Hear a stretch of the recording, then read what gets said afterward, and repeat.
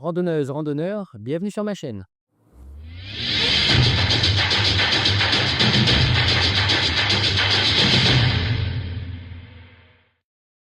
Randonneuse, randonneur, bienvenue. Cette vidéo s'adresse encore une fois aux nouveaux randonneurs, aux futurs randonneurs ou à tous ceux qui ont vécu une expérience assez malheureuse et qui peut-être même ont dû abandonner. Dormir, récupérer, c'est vraiment essentiel à randonnée sur plusieurs jours. C'est vraiment, vraiment un point important. Un bon sommeil, une bonne récupération, c'est une belle journée de marche le lendemain. Pour bien récupérer, il y a, à mon sens, un élément fondamental, c'est le sac de couchage. C'est vraiment quelque chose de très important. Alors, ça fait partie d'un tout, je reviendrai dans une vidéo prochaine, car pour moi, il y a le sac de couchage et le matelas. Le matelas fait vraiment partie du duo incroyable qui fait qu'on récupère bien ou mal. Le sac de couchage, donc, à mes débuts, je suis allé, comme je l'avais expliqué dans la dernière vidéo, dans un grand magasin, magasin de sport, Go Sport pour ne pas le nommer. J'ai acheté un duvet Lafuma, avec une étiquette fabuleuse qui me promettait un confort jusqu'à -9 degrés, ce qui me paraissait absolument top. Donc je l'ai acheté, je suis parti en randonnée, j'ai passé des nuits horribles, je me suis gelé toute la nuit en étant complètement habillé à l'intérieur. Donc je vous le montre, il est ici. Alors c'est un duvet synthétique. Alors, il y a des différences évidemment entre le synthétique et le duvet. Heu Vous pouvez trouver des super vidéos, là-dessus sur YouTube, on en parle beaucoup. Il y a de vraies différences. Néanmoins, les différences qu'on peut trouver ne portent pas réellement sur le confort thermique, vraiment. C'est plus un confort, si vous avez une tente monoparoi avec beaucoup d'humidité ou si vous dormez complètement dehors, le synthétique a vraiment, vraiment, vraiment, vraiment des vertus intéressantes, que n'offre pas le duvet, naturel. Donc le duvet synthétique que j'avais acheté, donc le Oasis, c'était à la Fuma, encombrement, tout à fait, correct, poids correct, à peu près 1 kg. Voilà, des grosses, grosses, grosses déceptions et pourtant, c'est bien écrit sur l'étiquette, je pouvais aller jusqu'à -9 degrés. Alors le problème des étiquettes, c'est un peu toujours pareil, on va vous faire miroiter beaucoup de choses. Il y a la température confort, de transition extrême, voilà, c'est incompréhensible, c'est pas vraiment normalisé. Chaque fabricant y va de son degré. Très sincèrement, méfiez-vous. Voilà, méfiez-vous. À la limite, prenez la confort ou peut-être de transition, vraiment, vraiment, si c'est bien noté. Mais maintenant, je me réfère au confort et évidemment, la température confort sur celui-ci, c'est 9 degrés. Alors autant dire qu'à 2 800 mètres d'altitude, même en plein été, heu, il fait -6, -7 tout à fait régulièrement, hein, c'est pas quelque chose d'extraordinaire et voilà, je me suis bien gelé. J'ai très mal récupéré. Le lendemain, je me suis blessé et j'ai dû arrêter ma randonnée.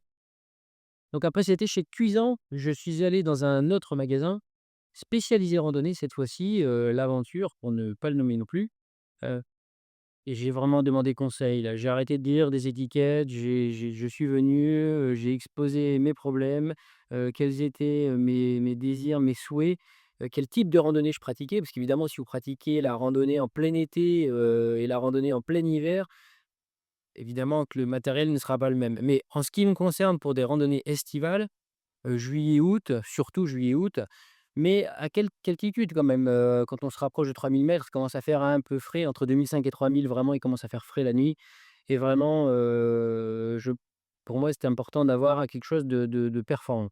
Donc j'ai exposé mes problèmes, la vendeuse qui était là m'a suggéré un duvet, donc le voici, un sac de couchage Millet. Alors, vous allez me dire: «Pour tous les nouveaux randonneurs, mais il est fou, mais qu'est-ce que c'est que cette taille de duvet?» Et en fait, c'est de la plume, c'est vraiment du duvet, naturel, donc ça tient là-dedans. Donc c'est l'équivalent de mon Lafuma, sauf que là, je peux vraiment, dormir, par -6, -7 degrés. -6, -7, ça commence à être un petit peu juste, mais bon, ça va. Donc -6, -7, c'est pas une température qu'on rencontre non plus tous les jours en plein été. Donc là, je peux dormir très confortablement. Donc ça, c'est son sac de décompression, c'est son sac de stockage. C'est pour éviter que les plumes ne se tassent et pour qu'il garde son pouvoir gonflant. Alors là, c'est pareil, pour toutes les caractéristiques techniques d'un duvet naturel, Pareil, je vous propose plein de vidéos. Il y a vraiment beaucoup de vidéos qui traitent de ce sujet-là. Alors entre les queen, les duvets, plumes, les duvets d'oie, les plumes d'oie, les plumes parce qu'en fait, il y a une vraie différence entre le duvet et la plume. Je vous invite aussi à regarder un peu les étiquettes des fabricants. C'est des fois assez subtil, c'est comme le made in France, c'est toujours un peu aléatoire. Donc là, celui-ci, il y en a d'autres, hein, là, c'est un millet, mais je connais aussi les mammouths qui sont formidables. C'est vraiment des duvets incroyables. Heu, Après voilà, il y a le température confort, extrême, transition. C'est toujours moi, je trouve ça toujours un peu compliqué, un peu abstrait. Ça me parle pas beaucoup. C'est jamais, la même norme, le confort, ne vaut pas d'un duvet à l'autre. Et je trouve que c'est un bazar innommable. Donc n'hésitez pas à demander à un vrai vendeur, un vrai conseiller et quelqu'un qui est vraiment, spécialisé dans ce domaine. Il saura vous aiguiller. Voilà, le mien est fabuleux. Vraiment, je dors tellement bien maintenant avec, c'est incroyable. Je récupère, 10 fois mieux qu'avant. Je vous ferai toujours une vidéo sur le matelas qui pour moi vraiment, est aussi important que le sac de couchage. Ce sac de couchage, donc il y a une capuche, donc je dors avec la capuche. Je dors avec il y a une collerette aussi pour éviter que le froid ne rentre par les épaules, c'est fabuleux aussi. Donc je vous sers bien de tout ça et je dors vraiment comme un bébé, c'est merveilleux.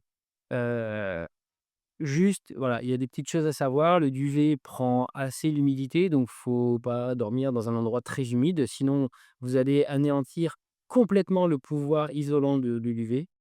Il faut le stocker, de cette manière pour que les plumes ne se tassent pas, ne se cassent pas.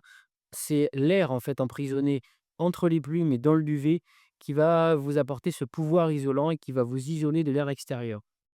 On nous déconseille aussi de dormir le nez à l'intérieur du duvet, heu, car en fait l'air que l'on expire est chargé d'humidité et il va en fait, pareil un peu annihiler le tout pouvoir isolant, heu, du duvet. Bon alors c'est plus anecdotique que d'avoir, la condensation, qui vient de la paroi de la tente sur soi, c'est une évidence.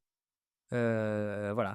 Néanmoins, je vous invite vraiment à tous les randonneurs qui ont très mal dormi et qui ont mal récupéré et qui peut-être comme moi se sont blessés, à revoir plutôt que d'abandonner complètement, revoir vraiment leur stratégie matérielle. Je vous avais parlé du sac à dos la fois dernière. Cette fois-ci, c'est le sac de couchage, c'est vraiment important. Je vous ferai une vidéo aussi sur le matelas qui vraiment est très, très, très important. Là, j'ai un peu tout essayé aussi, je vous montrerai un peu ce que j'ai essayé. C'est très différent. Le pouvoir ronflant entre les 2 aussi est très différent. Le sac de couchage, synthétique n'a aucun pouvoir ronflant, c'est vraiment, sa matière qui vous isole. Alors que là, c'est un mix entre le duvet, la plume et l'air qui est dedans. Donc n'hésitez pas à vraiment le faire gonfler le soir, laissez-le, 1/2 heure, respirer avant de vous y mettre dedans. C'est toujours assez bénéfique. Je vous dis à très bientôt dans ma prochaine vidéo donc qui sera consacrée au matelas.